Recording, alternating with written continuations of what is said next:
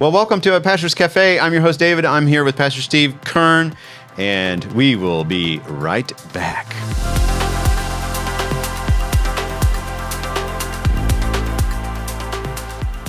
Well, welcome back to the show. This is a Pastor's Café. I'm your host, David, here with Pastor Steve Kern. Gaza, AI, the last days.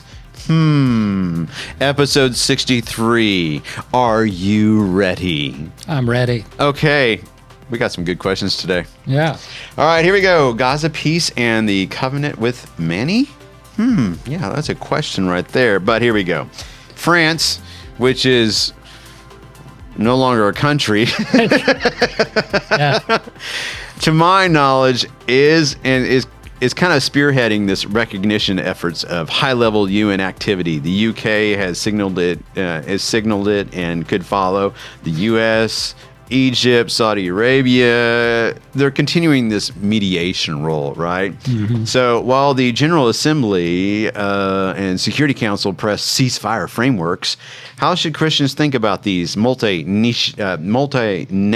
initiatives in light of Daniel 9:27's covenant with many and 1 Thessalonians 5:3's peace and safety?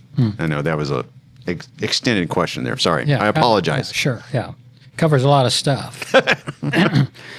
Well, it just reinforces the end time situation that Israel is. This is an amazing thing. That Israel, God said, I'm going to disperse you. Mm-hmm. And for a long time. Yep. And in was it 135 AD, the Romans came and totally destroyed Jerusalem, and all of the Jews were just dispersed everywhere. And it lasted that way for 2,000 years, just up until 1948. But God had already said in his prophecies in the Old Testament that he was going to do that. Mm-hmm. And so we're living in a time where we're seeing that happening. Yeah. And then he makes the point that Israel's going to be in existence, and that it's going to have a worldwide influence. Oh, yeah. And that in time it will become to the point to where it becomes the focus of a complete worldwide army coming against Israel. Mm-hmm. And so I'm giving a little background as to how we see that all of this is already, the Lord already told us that it's going to be this way. Uh-huh. And so it's just kind of in our, we're in a situation of basically, trying to figure out how long is that going to take for Israel to be established, Israel to become worldwide influence, and then a worldwide everybody in their every country wanting to come against them. What we do see obviously is the precursors of all that developing. We can see it developing. How long it takes till it finally comes to maturity and all is, it's kind of up in the air right now, but doesn't seem to be too much up in the air. Yeah. The way things are now. It's just like, you have Israel that's been attacked. 3,000 people were killed. They're responding. They're still hostages there. Yeah. And so they actually had an agreement with the Palestinians in Gaza to, all right, we're going to let you live there, and they broke their agreements all along the way, and they've been nothing but a pain in the neck. I'll use that word. Yeah. During the whole period of time, and so now finally, when this takes place, and they see that this is the history of it, let's go ahead and take that thing back over again, and the rest of the world ought to see that they should have the right to do that. Exactly. On the basis of the fact that this was agreements, the agreements have broken, thousands of people have died, And yet, all of a sudden, the world thinks that the Palestinians ought to have their own country again, which they didn't have in the first place. Never had one anyways, yes. But so it does see so much behind this is the fact that Europe at one time was a bastion of Christianity. Mm-hmm. And Europe and all have become so secularized. Mm-hmm. There's so much secularization now. Yeah. To where there isn't the Christian worldview that would say, we need to support Israel and that kind of a thing. Mm-hmm. But I was impressed. Our president was giving a speech this last week talking about how here in America we need to get back to our roots. Yeah. And the Bible back in the schools, and he's trying to move America back to our foundings and things. Mm-hmm. And that's seems to be totally in the opposite of what's happening with Europe and with England and all. It's just everything is so backwards. Well, divided. Divided, yeah. So totally divided on a way of thinking and way of perceiving how things should be. Mm-hmm. The concept of rightness and wrongness. I know. And see, that's the next question we're going to talk about is protest and civil unrest. But really quick before we get to that, it's heartbreaking to get on social media. And, with social media with X, and the one thing I really enjoy about X is that if you post something that is not factual, there are several people watching out and make sure that the facts are delivered instead of opinion or an AI created video. Mm-hmm. But what was so disheartening was seeing this young girl, this young woman from Ukraine, who supposedly was a supporter of the Democratic Party and Kamala Harris, just minding her own business on a train and just being brutally commuted to go home from work. I know, commuting and going home from work. Something she'd done every day. Getting stabbed, and the number of people not doing anything or saying anything is... Now she's dead. There was no apparent reason, right? Yeah. It's awful. And people, the first thing they do is, for the guy who committed the murder, is to support him and create a GoFundMe page. Well, we've lost our minds. I took psychology in college, and the idea of doing how to counsel with people and things, and of course, their foundational assumption was that man is basically good. And if you give him the right environment, and if he becomes evil, it's not his fault. It's a product of the culture. He's a product of his culture. He's a product, and if you can, he's still redeemable. You can get him. You can get him back.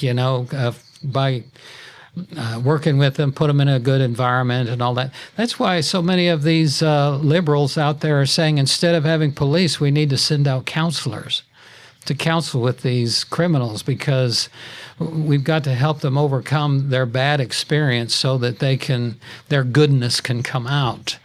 When the Bible makes it very clear that we're all a bunch of depraved sinners, and the only thing that's going to come out of us, unless we've got some control over us, like law. Exactly. And then we're going to end up doing that stuff. It would be a wonderful place to live if everyone respected each other and loved on each other. Just love it when people say, couple is looking for a church where they get loved on, No, I just joke. Yeah. But anyways, it would be a utopia. Yeah.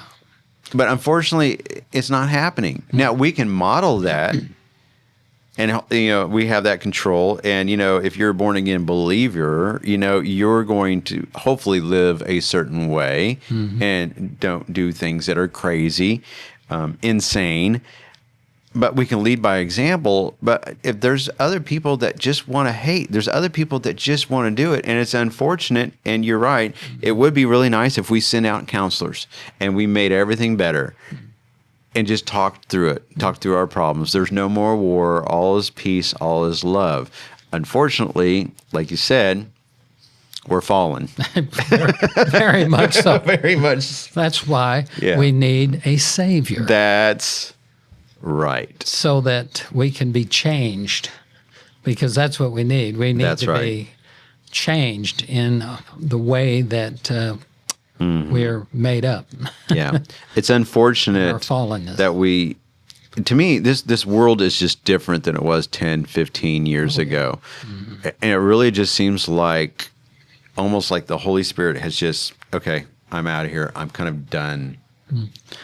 Now, that's not true, but it almost appears like that. It's like everywhere you go, it's like last night. Okay, hopefully that people watching this show didn't see me at the soccer game we had last night. Oh, yeah. But this kind of just like, really, like, what are we, and of course, I thought I was in the right, and then the people who got onto us thought they were in right. And I'll tell you real quick what happened is that there was a soccer practice happening on the soccer field where a game was getting ready to start in 5 minutes. We noticed that probably about 40 yards away from the field were some parents who were doing this. Yeah. Mm-hmm. And they weren't watching the soccer practice. And so we decided usually people that go to the soccer field, there's no stands. It's just an open field. Yeah. We usually put our chairs and our blankets, about 5 feet from the field, and we set up and we watch the game. That's what people do. Yeah. So we set up camp to watch the game, and these people, this one woman 40 yards away came up to me and said, "Excuse me, we're trying to watch the soccer practice, and so you're being very rude. So let us watch the soccer practice."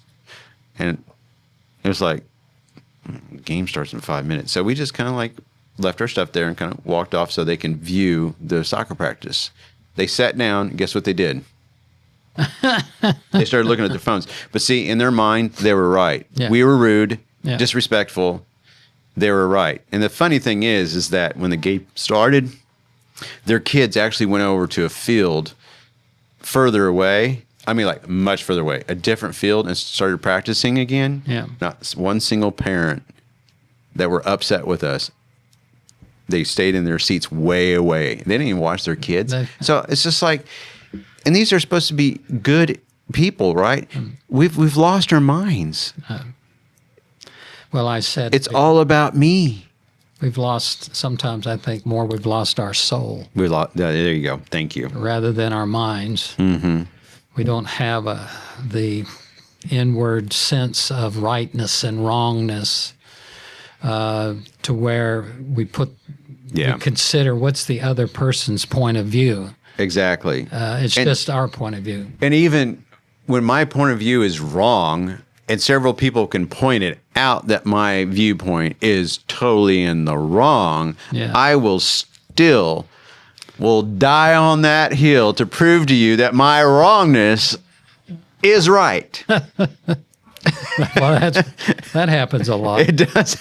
Oh, God. Let's get to the question here. Yeah. Sorry from that. All right, there we go. We went to Pluto. Now we're coming back to Earth. Here we go. All right. Protests and civil unrest. From Europe and the U.S. to the Middle East, upheaval keeps rising. Do these waves of unrest set the stage for a charismatic problem solver? Or simply reveal what Jesus called the distress of nations?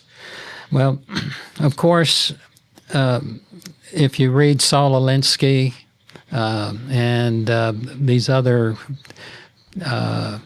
like Lenin, they all wrote what they, how they said that if you want to overthrow a country, the way to do that is to create chaos, unrest, and so that within the people, they start, because they want everything to get back to normal. They're willing to, whoever's in charge right now, they're not doing it. They're willing to do what they have to do to make, to get back to the normalcy, even if they've got to give up some freedom or whatever. And we have, especially in our country, this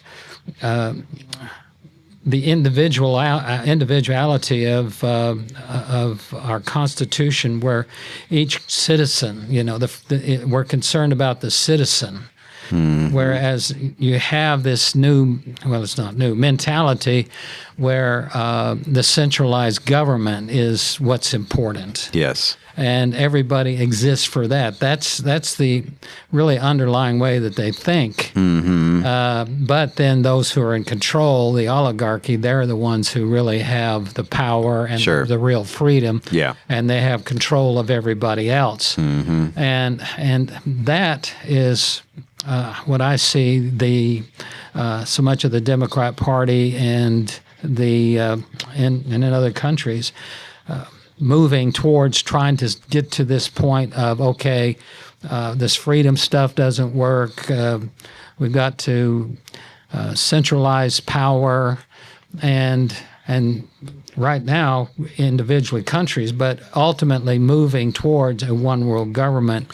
That would solve so many problems. So then, that becomes the ultimate problem solver is. Exactly. Yeah.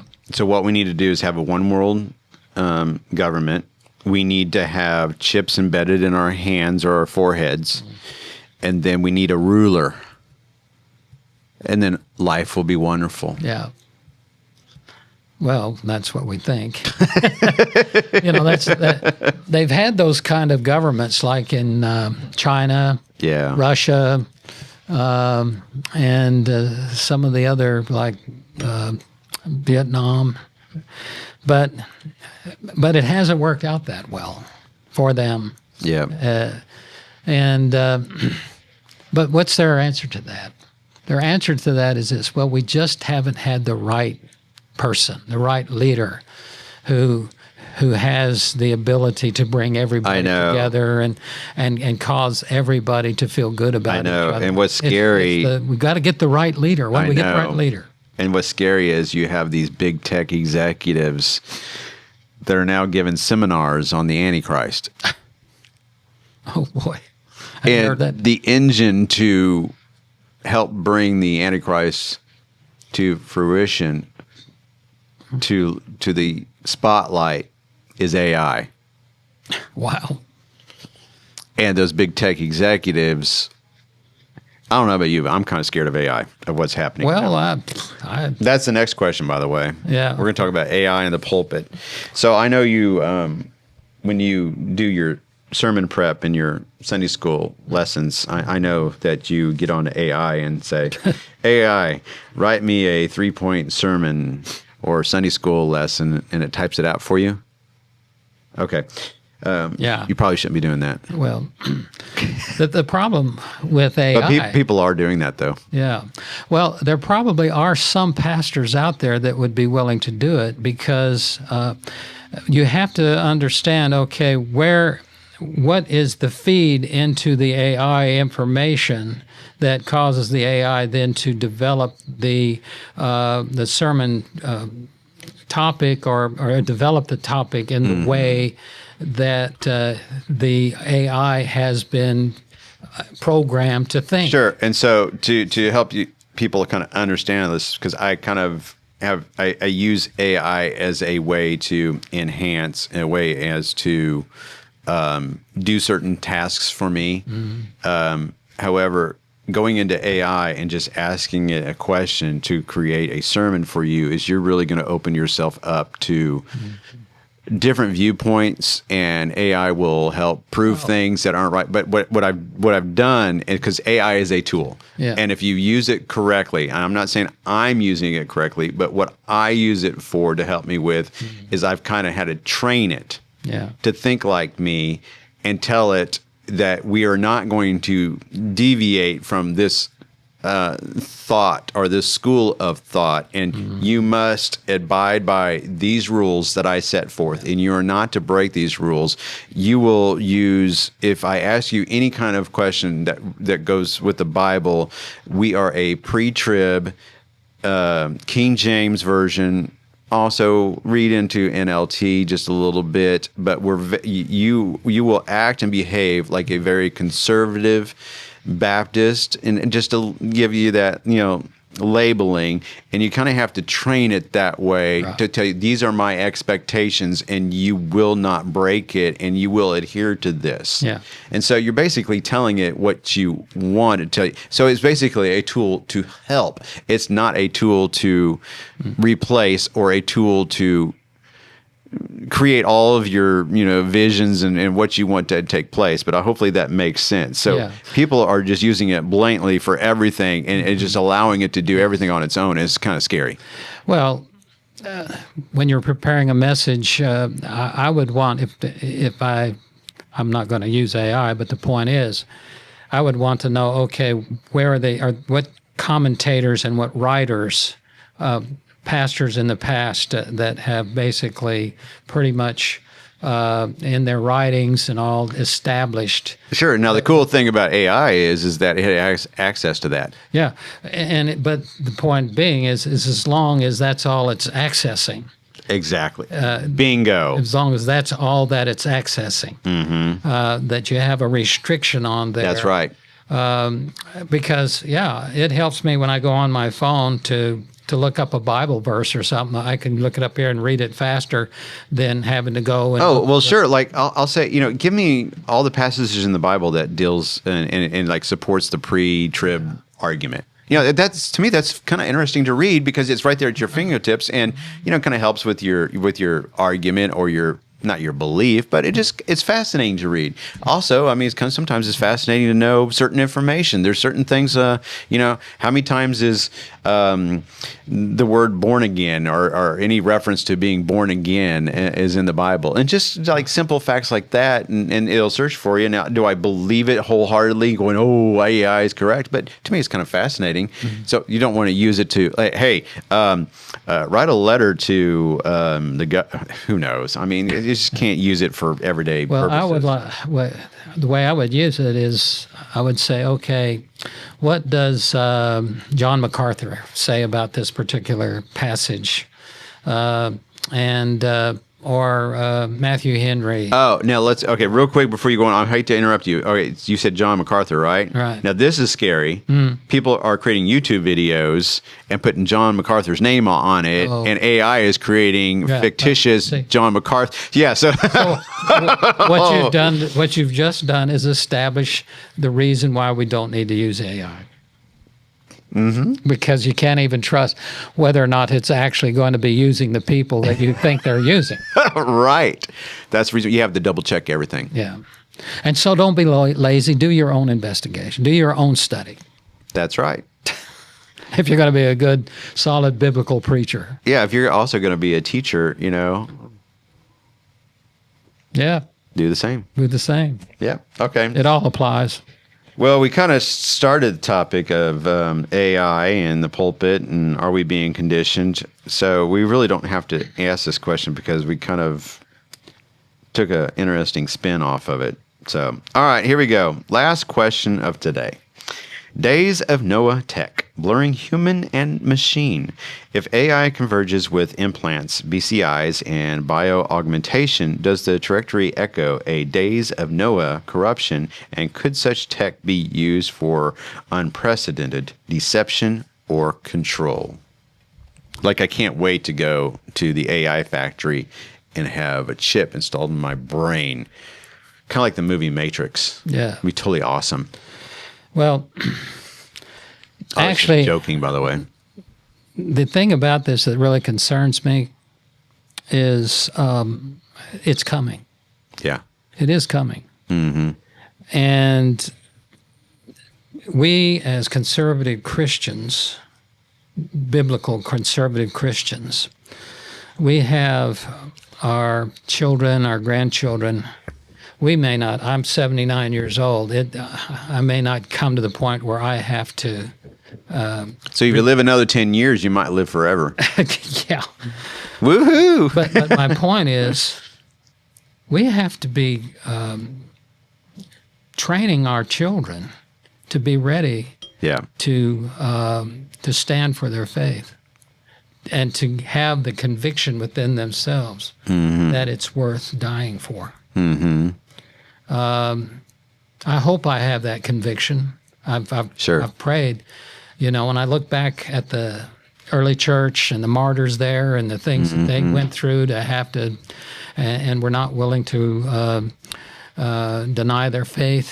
Mm-hmm. And I can see that kind of thing happening because just like when we had the COVID and the mask thing and all that, I mean, if you didn't go along with what way the normal way of thinking was, you were an enemy. That's right. Now, that was just that kind of situation. But when you get to the point to where you are a problem because you believe that there's a God, and that you believe in certain moral standards, and that certain things are wrong, you know, like things like homosexuality and oh my, the Catholic Church. When you start thinking, when you start having to say, I can't agree with that, probably going to lose your job. People are already doing that now. Yes, you are correct. But I'm just saying that it could come to the point in time that if you're going to be accepted within the culture, then you've got to think the way the culture thinks. And it's happening to artists like Snoop Dogg. I guess he recently took his grandchild to, it was 2 years ago, I believe, he took last year, took his grandchild to go see Lightyear. Well, I guess in the movie, I've never seen the movie, Lightyear has two moms. No. And so the grandchild was like, well, it's not possible for a woman to have a baby. You know, Snoop Dogg was like, there's a lot of cussing in his responses, but even him, he was attacked. Yeah. He was attacked and sponsorships withheld because he has a little bit of a problem with it. And to me, it's just like, we lost our mind. Okay, so I know he hadn't. I was getting ready to say we lost our minds again. Sorry. Oh, dear. So, yeah. But I do have one question real quick, and it just kind of came to me, and I would like to kind of flesh this out just a little bit, maybe on the next episode or in a future episode. Think about it real quick. Should we stop using Christian and start calling ourselves disciples or followers of Jesus or followers of the way? Because the label Christian is very broad. And I wonder if that moving forward, if those of us who are born again believers believe that Jesus came, lived, suffered and died, and lived a sinless life, suffered and died, and rose again to pay our sin debt, and we believe on Him and accept Him in our hearts and believe on Him, and born again believers. If we should stop using the label Christian and maybe focus on calling ourselves disciples of Jesus or the way. I don't know. It's just a conversation I'd like to have sometime. I think. I think you're onto something, because the title Christian is becoming very broad. Well, like even if you go to India and they have a lot of the people there are open to receiving Jesus, because that's just adds another God to their exactly whole polytheistic approach. And so they don't have any problems believing Him being God, just like they believe in all the other gods. That's right. And so then you have a lot of people that really don't believe that Jesus was died on the cross. There's a lot of folks that that question a lot of things that Jesus taught,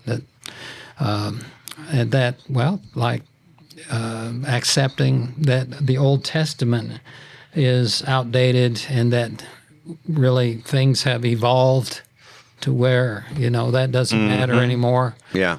And so I think, that's All right. That's something that We'll talk about that more next week. I don't know what the title would be. There's a lot of Well, we're going to come up with the choices. title, and then we're going to market it, and we're going to trademark it, and we're going to make billions of dollars off of it. Okay. You're going to hear about the new term for Jesus followers next week, and you're going to hear it live on this show. True born-again believers. There you go. Until then, we hope you enjoyed today's episode, and we look forward to seeing you next week on a Pastor's Cafe. Until then, take care and bye-bye. Bye-bye.